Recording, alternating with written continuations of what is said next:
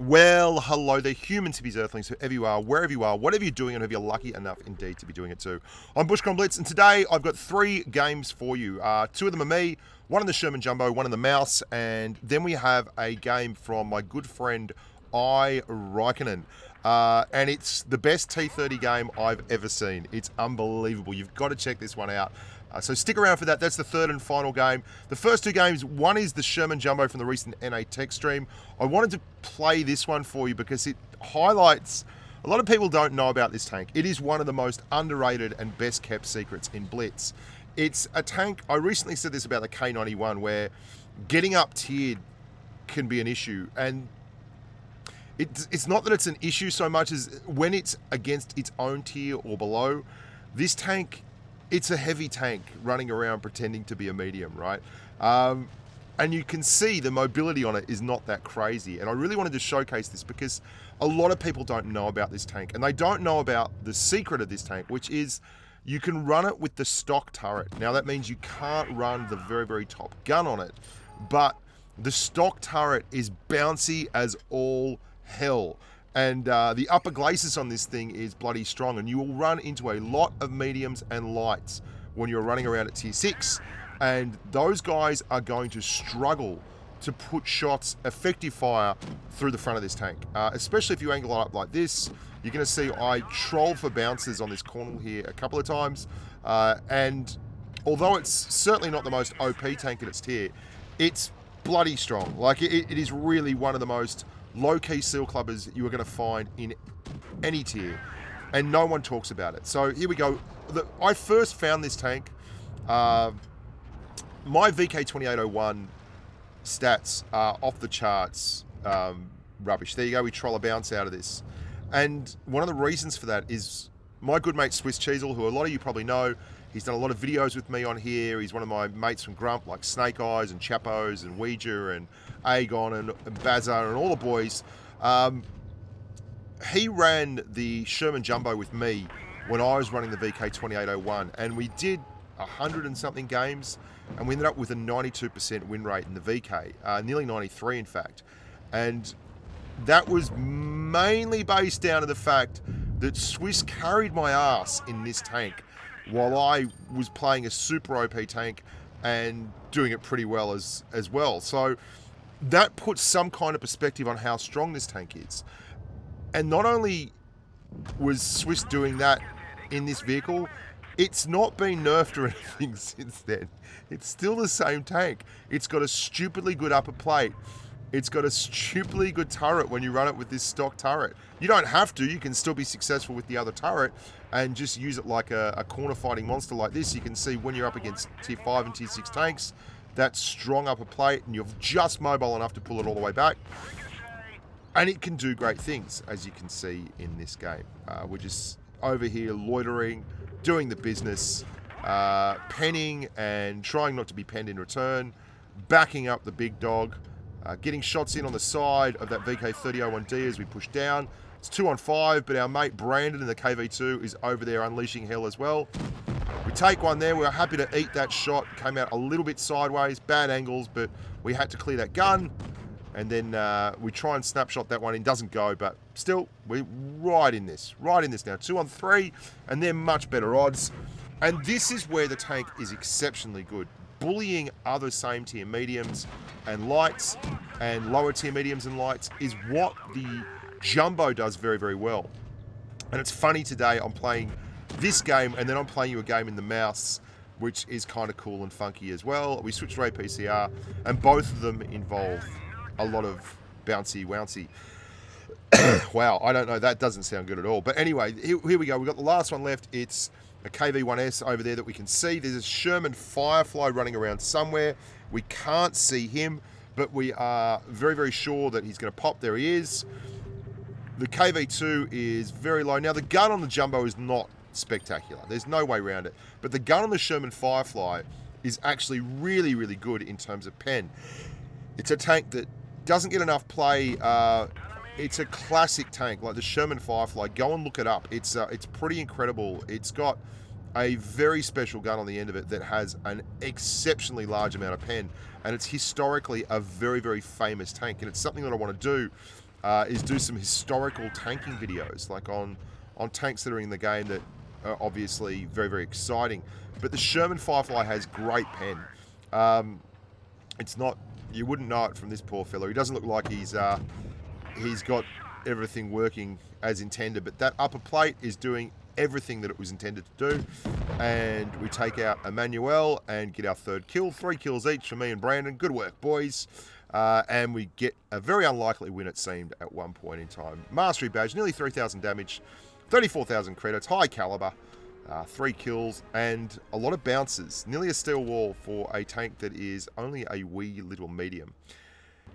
Now, you're not meant to bounce a lot of shots in mediums like that, especially not in American mediums, but you are meant to bounce a lot of shots in the mouse. Now, this is a game I played yesterday. I logged on yesterday, had a game in the M103 where I got absolutely deleted. And I had one of those rare moments of clarity and self-awareness where I thought, you know what? If I'm in the mood to be a really aggressive clown and just push in tier 10 games in very, very lightly armored tier 9 American heavy tanks, maybe I should possibly just drive a mouse and see if we can't bounce some shots that way. So that's exactly what I did. I picked up the mouse, and the second game of the day was this one.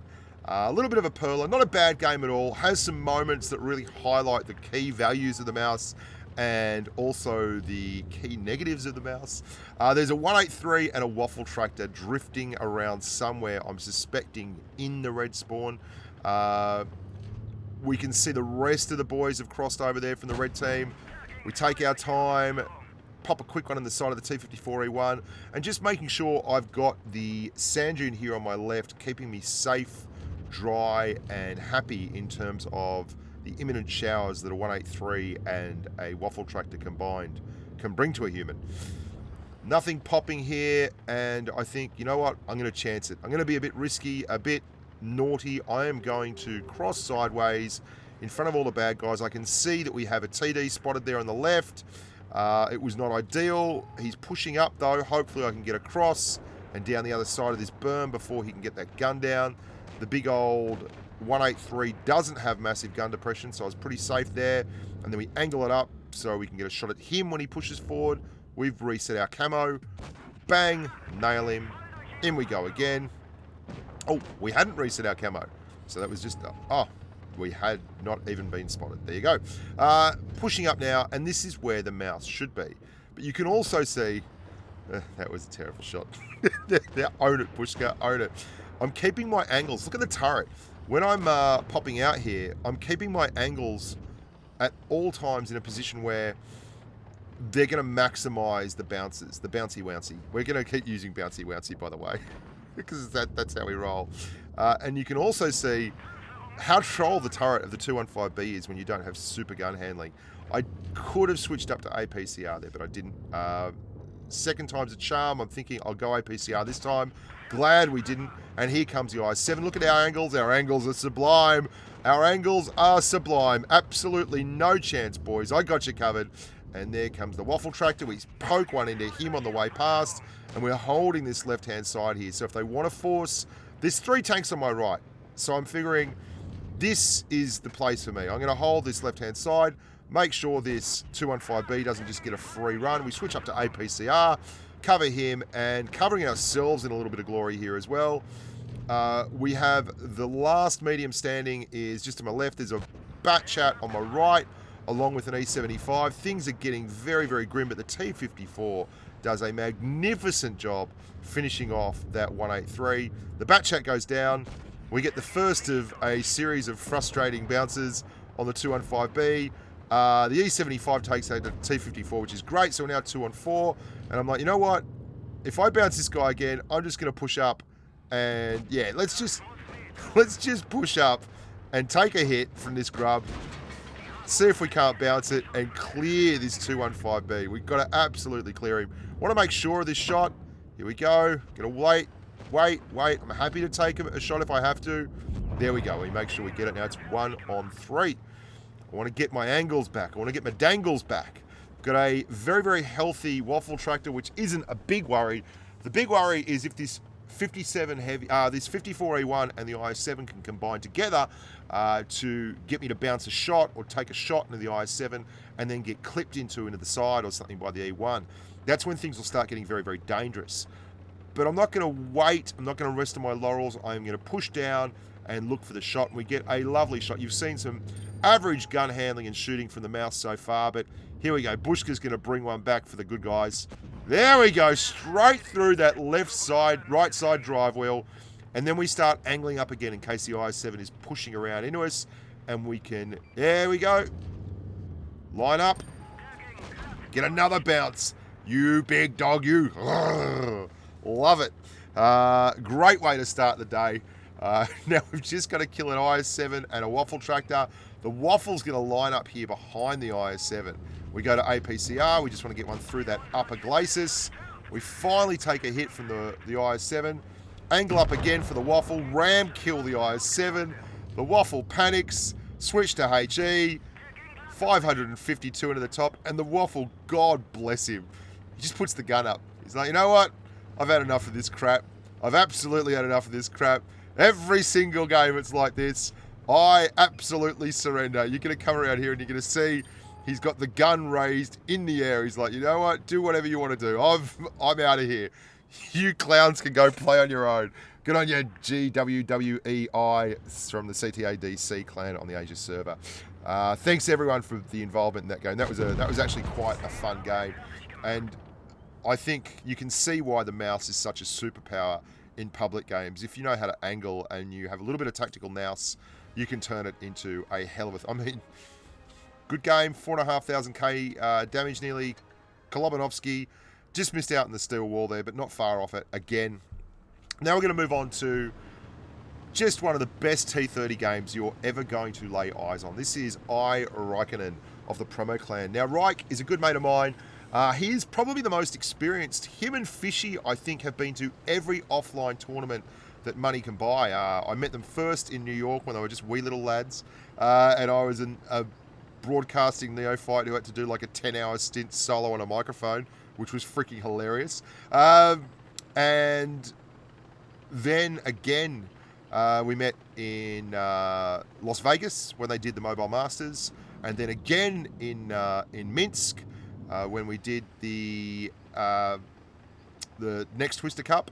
And then they also moved, Fishy and Raik both went to Seattle for the next Mobile Masters offline tournament. I don't think I've missed any of them. If I have, I apologise.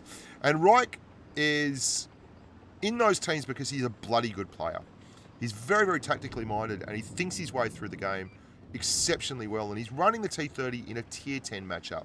You know there are a lot of big guns out there. You know he doesn't have mad DPM. There are 1, 2, 3, 4 tanks on the other team with guns as big as his, 150mm guns. So Raik is really going to have to pay attention because 1,600 hit points is not a whole hell of a lot at this tier. And he is in fact running the hit point. Oh, that's how we get things off with the bang.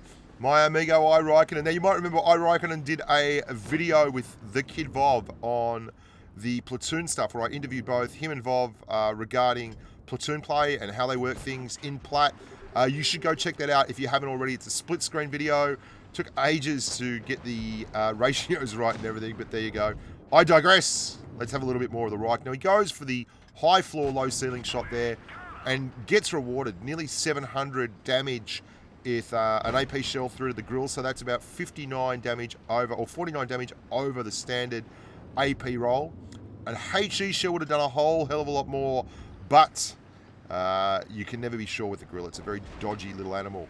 Things are looking all right now. They're down by 1 tank, and Raik is still putting a lot of effort in here.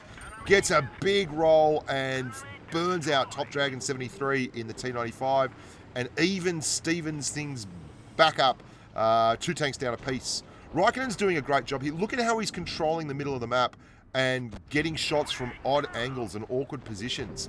He's paying a lot of attention to that mini-map, and he's really working the numbers. He's starting to make the push down here because he doesn't want to get isolated at the back there, and he wants to clear one of these big boppers. Sees an opportunity at the cent.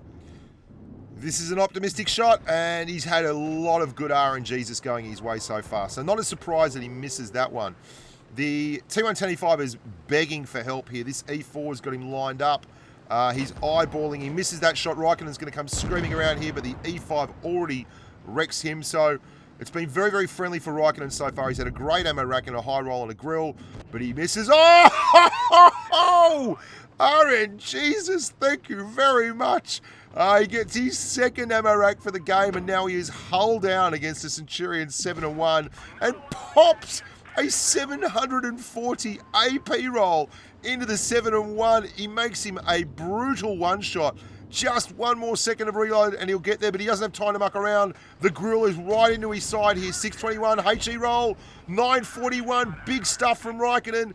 Now he can actually ram kill this grill, and Raik is eyeballing that ram kill, saving the last shell for the set, gets a great bounce in the push, gets the ram kill, repairs, and is ready for action as the Centurion 7-1 turns up. And this is where the tactical mastery of the Raikkonen tilt really becomes apparent. 4 kills, 2 minutes 50 left on the clock. He's got to clean up one last cent 7-1. But the 7-1, to his credit, actually plays this pretty freaking well. He also gets... This is just such an RNG game. Raikkonen's had some crazy bounces. Some massive ammo racks. But watch the bounce that he gets on this 7-1. There is only 1 point on the 7-1's tank where he'd bounce. Let's watch that again. That's insane. Now, it's not just that he bounces this. You can see, if you stop it right here, there is a thin pink tinged line, reddish tinged line, just above the upper glacis. And that's a little bit disingenuous. The actual bounce point is the corner, the fold in the metal where the upper glacis meets the lower glacis, and that is kind of the area that the line is indicating. It's not the area just above that, it's the actual point where the two intersect. That is where the auto bounce will occur. And if you watch, you can see Raikkonen pick the only spot on the entire front of the Cent 7-1 where his gun is going to bounce and nails it.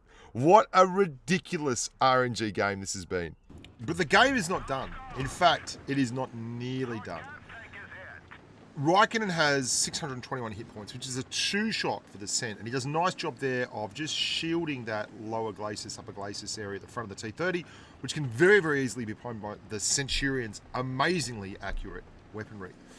And then he's going to drive forward and down into the ditch, so he presents just the turret, just the hull hidden there, only the top of the turret. He's looking forward, then he's going to start turning right, and the Centurion 7-1 hammers him. Really good shot too, but blows his camo. And here comes the moment of truth. He's a one-shot, the Cent's a one-shot. He's lining up, he's dropped, he's reset his camo. What do you reckon, boys and girls? Is he going to take the shot? I'd take the shot. Does he take the shot? Boom! Blind shots the 7-1 for the win, and a massive effort in the T30. One of the best T30 games I've ever seen. Had absolutely everything. Ammo racks, blind shots, crazy RNG bounces, high rolls, low rolls, ram kills. Brilliant stuff there. Tier 10 game, doesn't get much tougher than that. And obviously a mastery badge and a big number to boot.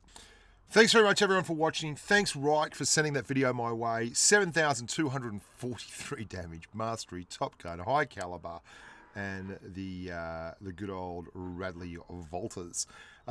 If you do have replays, bushkagaming@gmail.com is the number to send it through on, and I will be looking at them whenever I get the chance. There's literally hundreds, if not thousands, of replays on there right now, waiting for love and attention. So if you're not getting a response, it's not because I don't love you, it's just because there's a hell of a lot of humans sending in a hell of a lot of good games. Until next time, look after yourselves, be nice to your mum, and stay safe on the battlefield.